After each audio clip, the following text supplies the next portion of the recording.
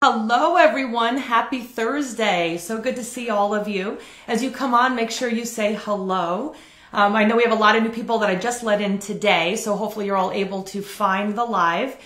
As always, there's going to be a replay, so don't worry if you miss the live. There is always a replay. Please still ask your questions. I will go back at the end and answer whatever questions come up. So as you come on, say hello and welcome to everyone who's coming in and watching this tonight. My name is Stephanie McPhail. I am the expert in helping brilliant women date up. I am the author of #1 new release in Codependency, Being Loved Shouldn't Hurt. And I'm also a coach. I help people overcome the cycle of unhealthy relationships. My husband David and I are the #1 coaches in helping people overcome the cycle. So you're in the right place. If you are looking to overcome the cycle of unhealthy relationships, this is definitely the place to be. So much great stuff going on in this group and a lot of great questions that are coming on. And tonight I really wanted to focus on a really important topic, which is shame and guilt. So, this is a problem that's kind of underlying everywhere. In all of the different issues that we have that we're trying to deal with in these relationships, shame and guilt come hand in hand. Like being selfish, shame, guilt, all of those things are kind of at the underlying issue that we are dealing with. So I'm going to ask you a few questions and I want to see if this resonates for you. I'm going to just say this too. If you have a piece of paper and a pencil, pen, whatever, writing utensil, please get that. I definitely recommend taking some notes. I'm going to be asking you some questions that I'm going to want you to write down your answers to. And I'm also going to be asking you to write some things in the actual video. So in the thread, I want you to share everything that you possibly can that you'd like to share. But definitely be ready for questions. I want to get you to think just a little bit tonight, and we're gonna dive in. So let's get started. We're gonna talk about guilt and feeling selfish. So I'm gonna ask some questions first to get us started. So why do I feel like focusing on myself is selfish? This is something that I hear a lot. I hear people talk about no contact, but then give myself all the reasons why I can't do this. So those are two of the questions that we asked before we even started this video. So for whoever is watching right now, who does that resonate for? Who resonates with those questions? Why do I feel like focusing on myself is selfish? I'm sure a lot of people feel like that's the case for them. And then people that have thought about no contact, why does that feel so hard? Why does that feel like such a selfish thing? Does that resonate for anybody? If that resonates, just write resonates. Because, those are some things that I think that when I work with clients, and I see a couple of our clients already coming on, the working on ourselves and actually putting ourselves first is one of the hard things to deal with. Of course, asking for help is like the #1 thing that people have problems with. But then once they ask for help, it's, I'm going to take care of myself. I'm going to put myself first. So that's something that can start to feel really uncomfortable. So out of all of these, I want to know where we get these messages from. So this is something, before we even are able to figure out what's going on, we want to know where these messages come from. So I have a little quote for you. The messages you received from your family or your childhood experiences may have caused you to believe that assertiveness is unacceptable or even dangerous. I'm going to read it again. The messages you received from your family or your childhood experiences may have caused you to believe that assertiveness is unacceptable or even dangerous. So for a lot of people, being assertive, which is actually the communication style that we teach with our clients, is actually saying what you mean, meaning what you say, being assertive. That's the healthiest form of communication. A lot of us have been taught that that's not the way to go. You can't be assertive. You need to be more passive. And then in some families, they learn to be more aggressive. So passive is people walk all over you. You don't actually say what you mean. You're timid. And aggressive is basically the perpetrator, the person who is constantly trying to put down the other person, be a power and control. That's really more the aggressive person. So you might have learned those things. So I'm going to just ask you, I'm going to share some of the things that cause us to have all this guilt, but I'd like you to think about them for yourself. So the first one that I want to talk about is religion. Now, I don't want anyone in here to think that I am bashing religion. I am in no way, shape, or form bashing it, but I grew up in a very religious household. I grew up Protestant. I went to church every Sunday. I was in the bell choir. We helped with the food pantry. We helped with the children's stuff. Every Sunday, I actually babysat for the children at the church. I did that for years and years. My family was so involved in the church. We did something for the church pretty much every single day. And whatever your religion was growing up, or maybe still currently is, I want you to start thinking about it. And if you could write down actually in the comments, how do you feel that religion might have affected your feelings of guilt? So think about it for a second. And I want to know from you, and then I'll share my experience, but I want to hear from some of you. How do you feel that religion might have just pushed a little bit more of that feeling of guilt? Ginny said, haha, I grew up Catholic, so the guilt chip is implemented in my head. Yep, I hear that. My best friend's Jewish. She said, the Jewish guilt. That's a big one. Yeah, parents, they use that all the time. What else? How else has religion affected you when it comes to guilt? All right, Kathy said Catholic, definitely lots of shame and guilt. So I would say a lot of you, whether or not you're still practicing or, whatever, doesn't matter. But the guilt is there. It is very much there. And we're taught that we can't be selfish. We've got to take care of everybody else. So, so a lot of a lot of the guilt. So that's there. So a lot of people are resonating with that. For me, it was definitely one of those things of, we would volunteer at the food pantry. We would, and this was very sweet. We would actually, every Christmas, we would bake cookies and we would bring them to the shut-ins. And then we would go to different hospitals and we would sing carols and it was super, super sweet. It was really nice. However, we got to see what it was like for the people that didn't have very much. And which, again, really good. That was all good stuff. But it started to, what we were taught growing up was that we had to give to those less fortunate. We had to help other people. It was constantly about trying to help others and not helping ourselves. Helping ourselves, I don't know if it was explicitly told, but helping myself was kind of one of those things that was selfish. We need to worry about ourselves. We need to worry about other people. We need to take care of other people. Jesus taught us to turn the other cheek. When someone does something mean or terrible to us, we turn the other cheek. And so the thought of taking care of myself was kind of put to the side because I had to worry. I wanted to take care of everybody else. I wanted to give. I wanted to show my love. I wanted to do things for other people that weren't capable. And that really kind of infiltrated my personal life in my dating relationships. That was a big piece of it. So religion, I'm going to say religion. This is not any necessary, this is not necessarily in order, but number one, I'm going to say religion. Number two, culture. So I want you to think, and please share if you can, how has culture, your culture, and again, I'll share, but I want you to write first and think for you.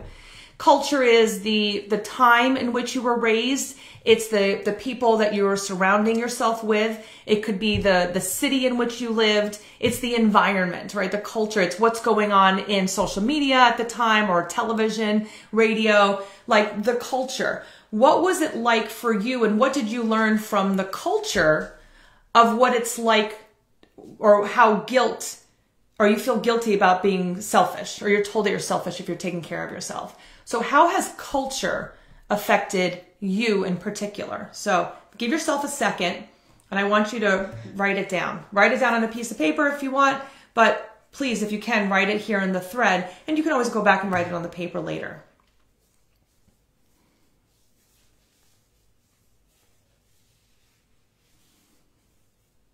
So some of you might be thinking about it.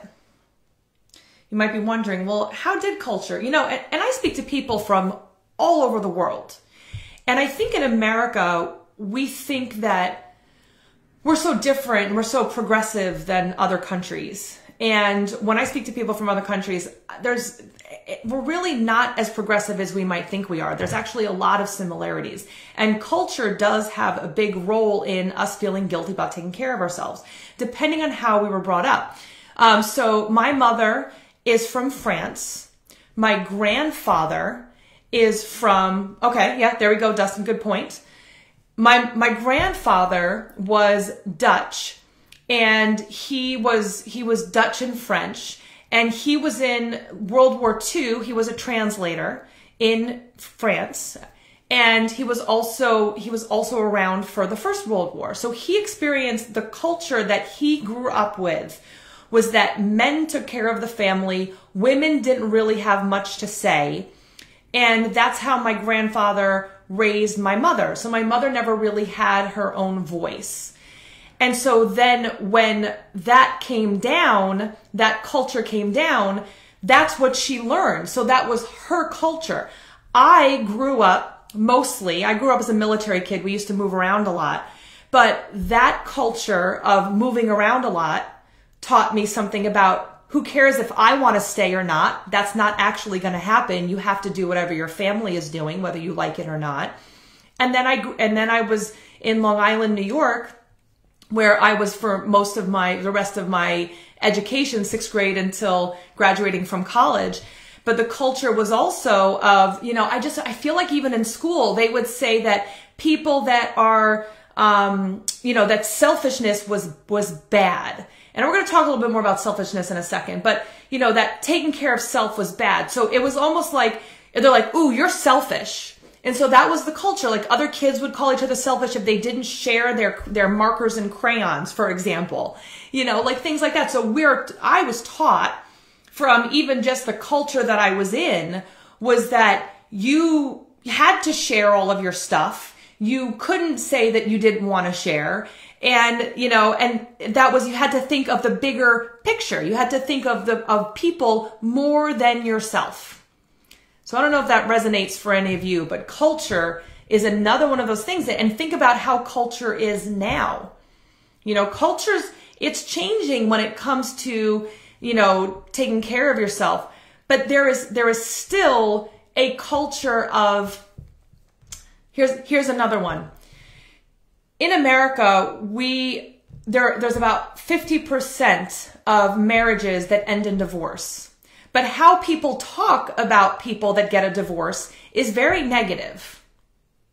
But if someone is not married, that's kind of looked at negatively too, especially women. Men, not so much, right? Culture allows men a little bit more easily to be single, and women were looked at kind of not as well, not as high regard if we're not married. So for women, we are kind of given this, like, in order to have meaning, we need to not think of ourselves. We need to think of our family. We need to think of our children. We need to think of everybody else. So that's the culture when it comes to guilt for women. And guys, I'd love to hear your opinion. What is that like for you in culture? I mean, I would guess for men, it's still more typical for men to be considered the breadwinners. And if you're not making money for the family, that there's something wrong, that you have to give up your time with your family in order to make money.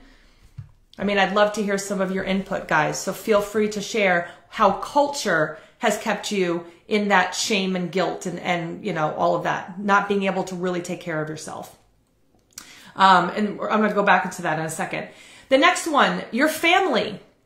So your family of origin, the people that you grew up with, that, taught you, gave you the information that you learned as you were growing up, that's where you learned a lot of your guilt and shame from.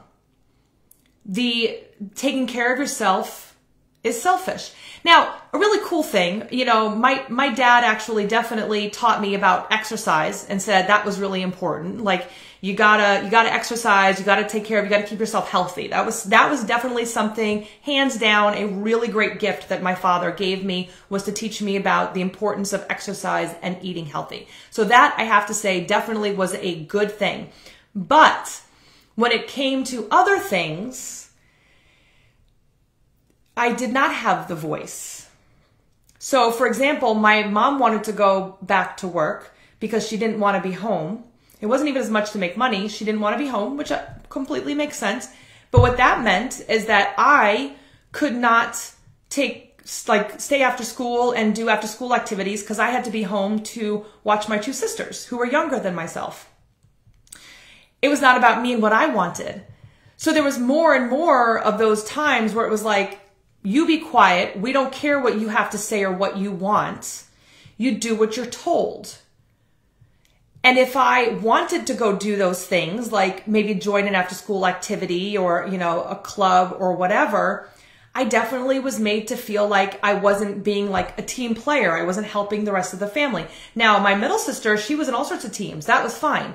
But I was the oldest and I had a younger sister who was 9 years younger than me. And so I had to make sure that I was home. So from there, I was always taught that I didn't matter. It was always about everyone else other than me. And, I think for my father was taught because for my own father, his parents didn't really get along very well, but his mother was always sick and my dad's father was also abusive. And so my dad and his mom got along really well. And so even though my mother was the one who was very difficult to handle, my dad was taught, well, you don't let a marriage go. You take care of her. For him, it was I take care of her. So my dad was the codependent one. He was the one that no matter what my mom did, he wanted to take care of her. He wanted to make sure she was going to be okay. So even though for him, it would have been better for him to end the relationship, that he was taught from his culture, from his family of origin, from his background when he was growing up, that he stayed and took care of his wife. He stayed no matter what. Where realistically, it might have been a better situation for all of us, I'd say almost definitely, had they decided to get a divorce. And so what I saw growing up was a lot of anger and a lot of fighting and a lot of disinterest in what the other one was doing. But they stayed together out of need because that's what they were taught. That's what they learned. And so again, all I saw was that, well, they're staying together for the kids. They're staying together for the family. Well, you don't get a divorce because you get married, you stay married. That's what I saw. That's what I experienced. So that's what I was taught was normal. Don't think of yourself. The last one, or actually, I'm sorry, second to last one, relationship. In your own relationships, I want you to think about how maybe guilt was used against you.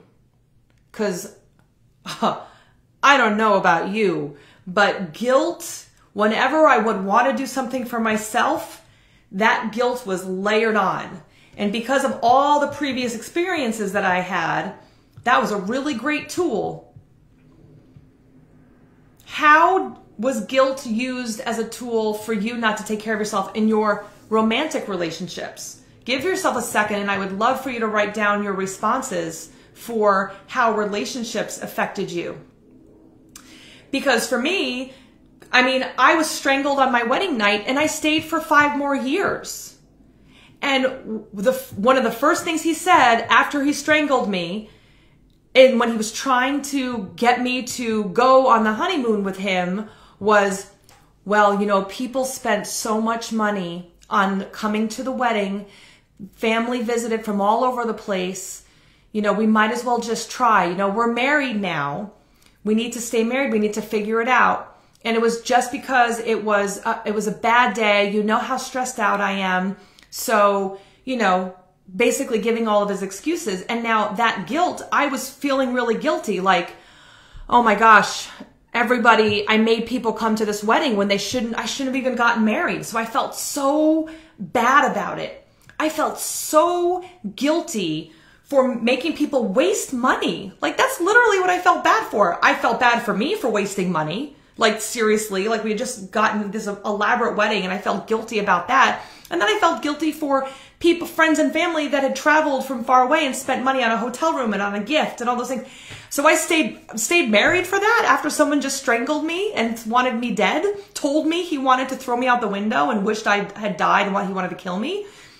Yeah, that was enough. But he was so good at using that to manipulate. He knew that guilt was a big deal for me, so he used that to manipulate me right away. So I wasn't thinking about everybody else. I was thinking about, I was thinking about myself. I was thinking about everybody else. And throughout the relationship, he was able to use that guilt to manipulate me. When I would finally say, hey, I think that I need to leave, he would say, well, we've come all this way. Why don't you stick around a little while longer? I promise, you can't leave me when I'm feeling so down. I've never liked my job. Can you please help me? I've never had anyone help me to, better my life. I need you. I need you around. And it would be like, oh, okay. It goes back to my upbringing of, taking care of the shut-ins and going to soup kitchens and my parents not getting along. All of that guilt and taking care of everybody else and not myself, putting myself first, went right there. He was really able to use it. So, that's just another one. And so it just reiterates. And I wanted to bring up all of these, and I've got one more for you, but I wanted to bring up all of them because it's not just one thing, right? It's a whole bunch of different things. That's why when we work with clients, we peel back the layers on all of the different things that are going on. Like, where is this all coming from? It's not just from one experience. It's from a whole bunch of different experiences that we've had throughout our lifetime. And then one experience happens and then something else just layers on until that's something that's just subconscious. We don't even realize that we're doing it. I didn't realize that was such a big deal. I didn't realize that I was feeling badly about taking care of myself and putting myself first. But I had been trained pretty much my whole life that what I wanted was not as important. It didn't matter what I needed and wanted, what other people needed more. And again, as for a female, it was again more ingrained in me to take care of my husband, to stay in the relationship, to make it work.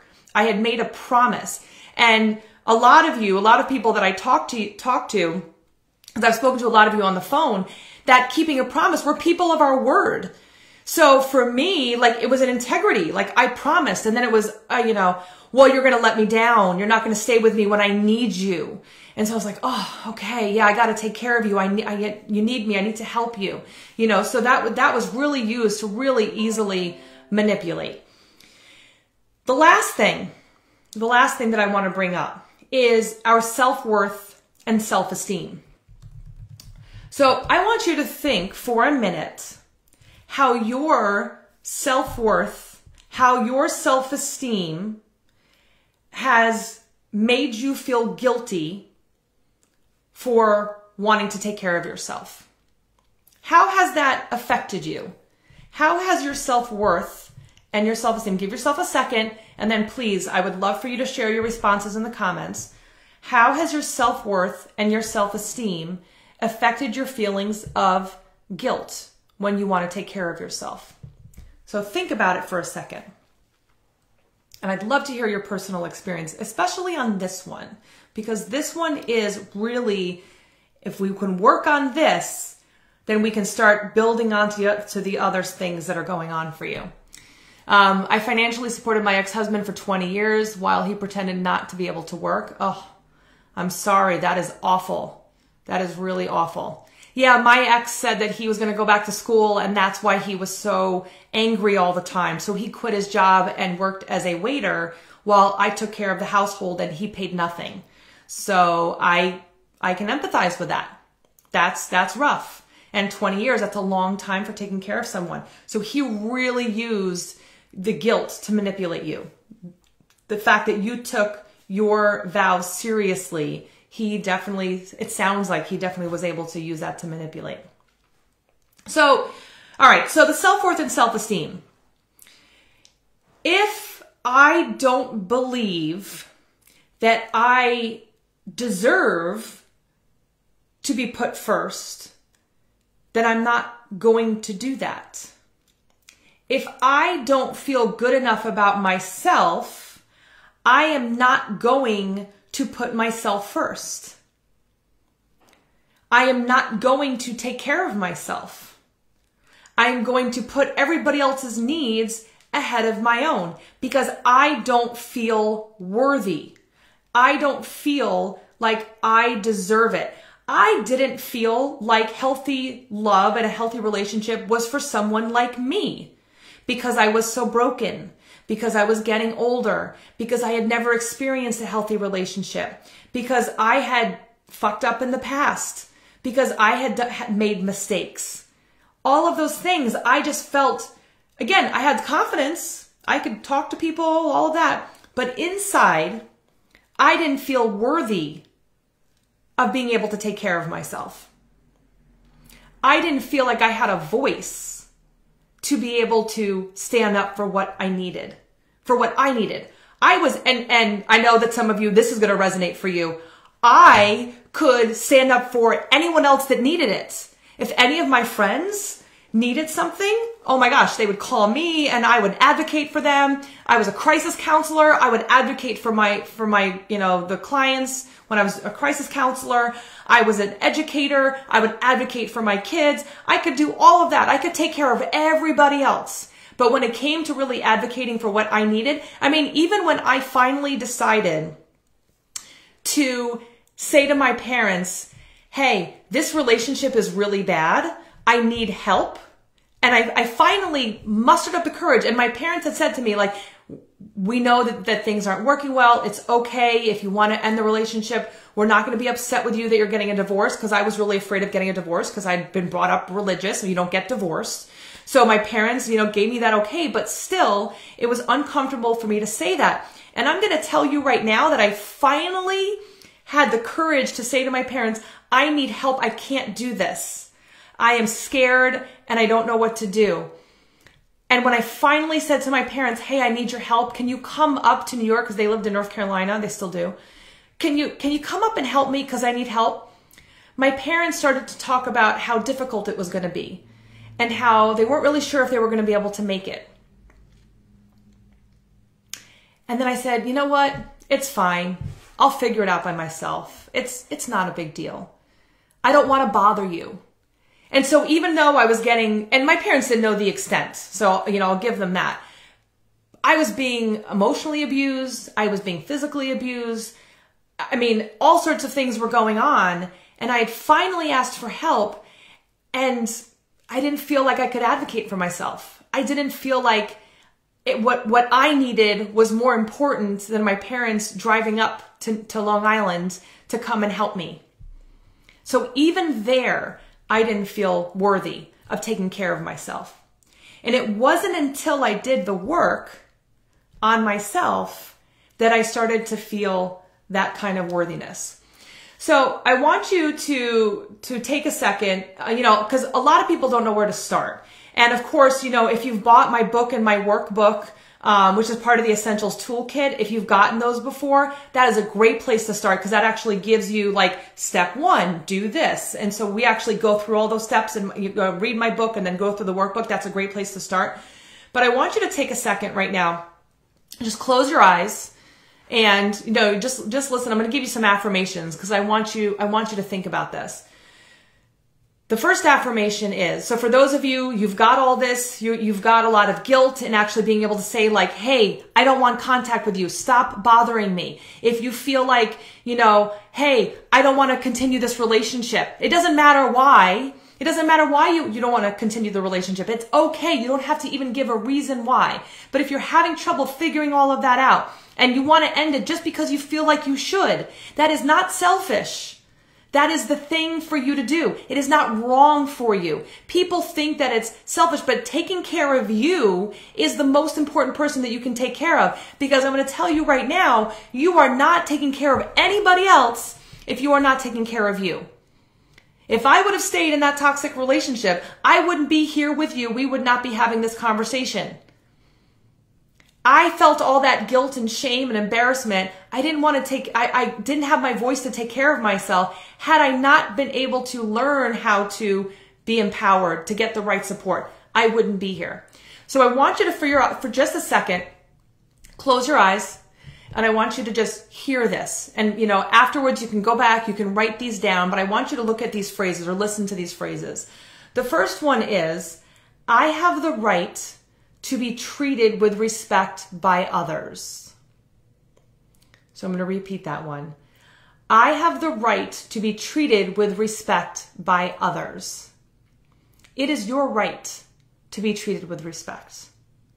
No matter who you are, no matter what you've experienced, you deserve to be treated with respect. The next one. I have the right to express my feelings and opinions. I have the right to express my feelings and opinions. Even though my ex would tell me that nobody cared about my opinions and nobody wanted to hear them. You have the right to express your opinions. You're allowed to have opinions. You're allowed to have a voice. You're allowed to speak up for yourself.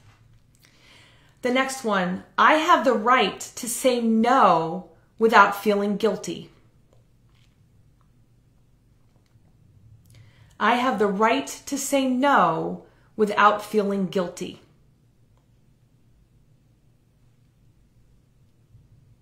How many of us will say no and will say yes to things that we really want to say no to? You know, clients that tell me about a sexual encounter that they didn't want, but they were afraid to say no because they didn't want the person to be angry with them, or they were afraid that the person would retaliate in some way. It is okay to say no and not feel guilty. You are the one that can stick up for yourself. You are the one who has the right to be you without anyone else telling you who that is. That's your right. You can say no. Someone can say, hey, you know, you always do the, I don't know, the kids' holiday party. And you're like, well, this year I ain't doing it. And guess what? That's okay. You have the right to say no. The next one, I have the right to ask for what I want. I have the right to ask for what I want. You can actually verbalize it. One of the things that we work on with clients is being able to say what their needs are. Because so often, so many of us have been trained this whole time to say nothing. So like I always say, like I was on fire burning and drowning at the same exact time. And there was like, I wasn't asking for help. I wasn't talking about it. I wasn't sharing it. You know, I wasn't asking for what I wanted really from anyone. I was hoping that someone would see me. Like I would hope, like I'd be out with friends and just like, please someone come and scoop me away. I would feel that way. I would literally feel that way. Like, I hope someone just asks me the right question and maybe I'll respond to what's actually going on. I would feel that way sometimes. But now I ask for what I want. There's no guessing. You don't have to guess. I just say it. It is so much easier for you to actually ask for what you want and tell people what your needs are than trying to have other people guess. It's much easier for you to get what you want, and it's much easier for other people to figure out what that is, because none of us are mind readers. We need you to be assertive and ask for what you want. That's not a bad thing to be able to speak up for yourself. So I have the right to ask for what I want. The next one, I have the right to make my own mistakes. I have the right to make my own mistakes. And you can even put it a step higher, because this is a group that deals with mostly codependence, is I have the right, or others have the right, to make their own mistakes. And for us, that can be hard because we're so much taking care of everybody else. What we need isn't important, right? So we take care of everybody else. But others have the right to make their own mistakes. They're not going to learn. We're not going to learn if we don't make mistakes. With our 8-week clients, we call them the lessons. What are the lessons that you learned? With my son, my 4-year-old son, what did you learn from the mistake? What did you learn from that? What's the lesson in that? I've learned a lot more from times where I've screwed up than even times that I've done it really well to begin with. Learn a lot from mistakes. And the last one, I have the right to pursue happiness. I have the right to pursue happiness. You are allowed, I'm giving you permission right now. Okay, this is, here we go. We're giving you permission, right? Permission granted. You have the right to pursue your own happiness. Whether or not anybody else likes it, you have that right. You have the ability to pursue that happiness. We need the right support. We need the right people around us. We need the right community. But we can make that happen for ourselves. It is our right. That little twinkle, that little bit inside of me that felt like there might be something else out there for me, that little piece that I was almost like, is that real? Is that imagined? What is that? You know, whatever it was, but that little bit of this isn't right and I don't really like this, that I bet is inside of you right now. Well, I'm giving you that right to pursue your own happiness. Go out there and look for it. If that's not with your current partner, then that's what it is. Sometimes we choose partners earlier on because we don't know who we are. In fact, a lot of us, because of the fact that we don't matter, and again, a lot of women are taught we need to grow up and get married. That's how we matter. That's what's important. We're the family. We take care of everybody. All of that. We're that, you know, all of that's so important. That's what's ingrained for so many of us, that we don't even know who we are before we get into a relationship. We don't know what we want. And then right away, so we don't know who we are. We don't know what we want. We don't know what our values are.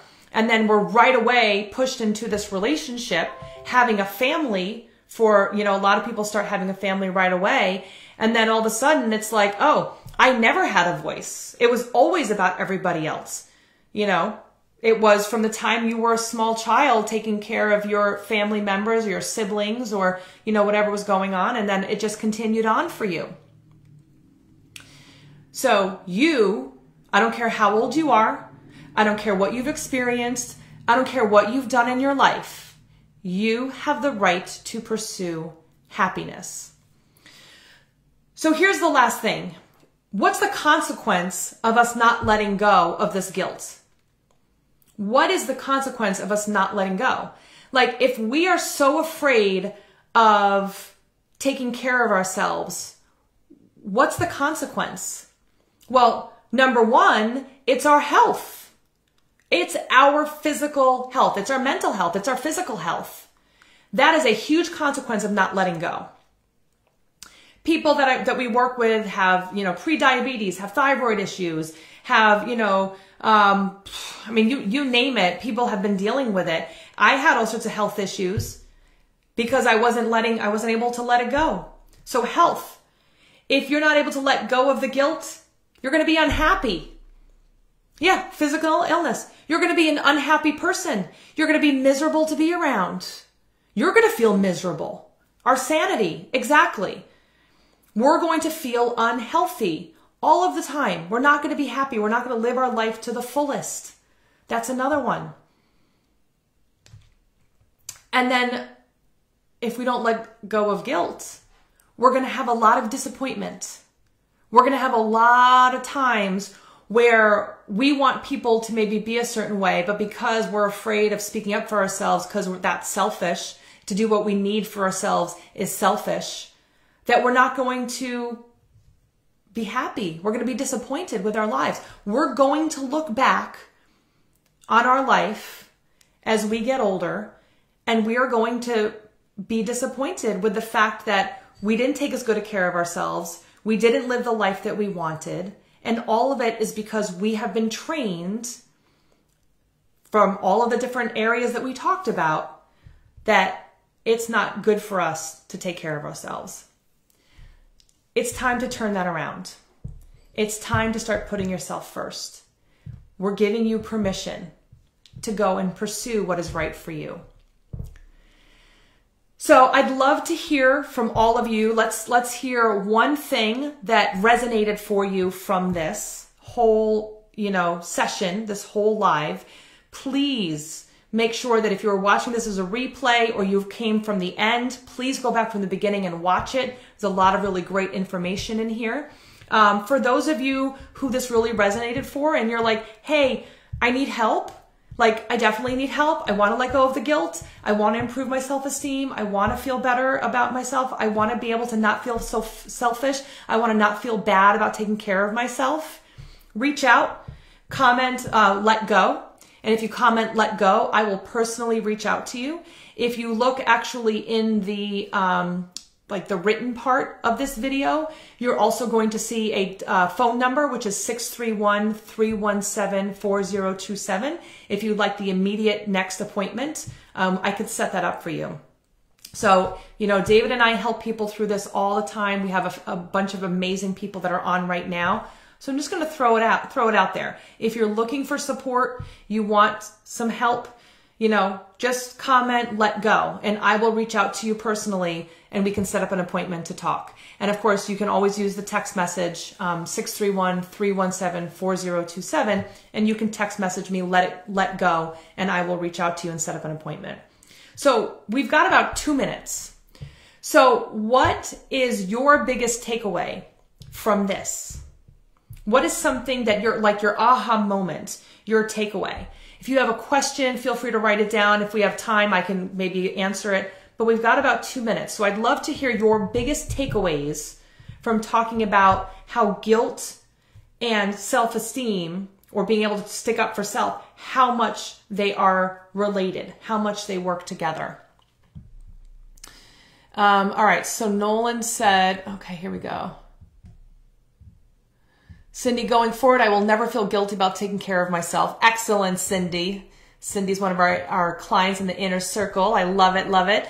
Nolan said, abusive childhood to abusive relationships, frying pan to the fryer. This year has been tremendous growth in detoxing thanks to you and many others. Thank you. I'm glad to hear that. That's excellent. This is the year of transformation, 2020. This is a metamorphosis. That's why it's so uncomfortable, because we're growing into those butterflies, everybody. This is the opportunity. All right, Peggy said she is angry. Marie said validation, excellent. Evelyn said try to make myself happy, let go of my adult kids' problems. Yeah, and Evelyn, we've talked about this before, setting boundaries. And, Evelyn, I saw you come on just a few minutes ago. Definitely go from the beginning and watch from the beginning. I think this is going to really resonate for you, because that guilt is huge for you. There's a lot of guilt right there that we could definitely dig into. Lisa said that it's okay that I put myself first and that I am allowed to be happy. Good. I love it. I love it. Well, thank you so much. Again, if you would like for me to reach out, please comment, let go, and I will reach out to you. I'll send you a private message. We do these every Thursday. We love coming to you live and sharing information with you. So we appreciate every single one of you. We know how hard it is when you are first starting your journey. And so we love being able to give you this type of education and be able to give you this kind of support. And of course, anyone who's looking for more individual support from myself, from my husband, David, from our group of wonderful, amazing clients in our inner circle, reach out. You don't have to try to figure this out on your own. So thank you so much for showing up. We love seeing you, and we will see you next Thursday at 9:30 p.m. Eastern Standard Time. Have a great night, everybody. Bye.